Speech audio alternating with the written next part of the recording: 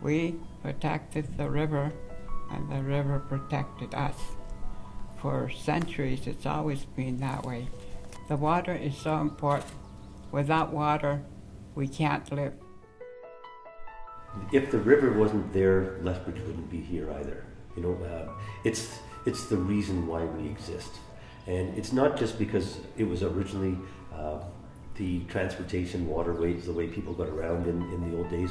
It's because it's the root of our economy. And without the river, we wouldn't have the agriculture, we wouldn't have the food processing businesses. There really would be very little reason for Lethbridge to exist. Watershed work is really more about working with people and building trust and building relationships. It's more about those relationships than it is the actual science in a lot of ways, because you have to make people care and understand and want to actually participate. The opportunity here is to have people involved in the project so that it's their film too, that it's their video too, that there's some ownership here, that there's possibilities for people to get involved and collaborate. The difficulties begin right with logistics and geography.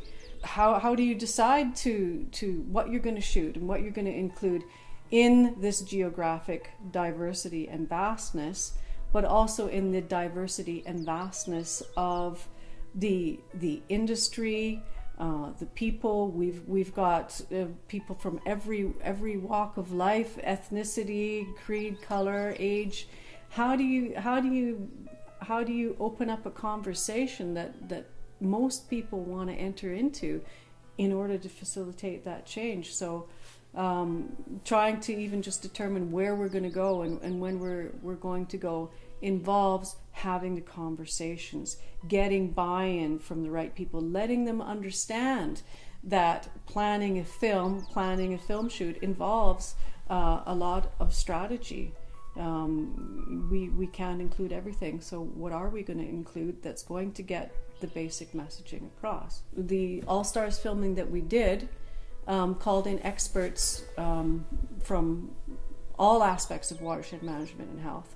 And through those conversations, we were actually able to distill core messaging from what they kept repeating, where they intersected in their conversations, what was not talked about, where we had polarizations of opinions.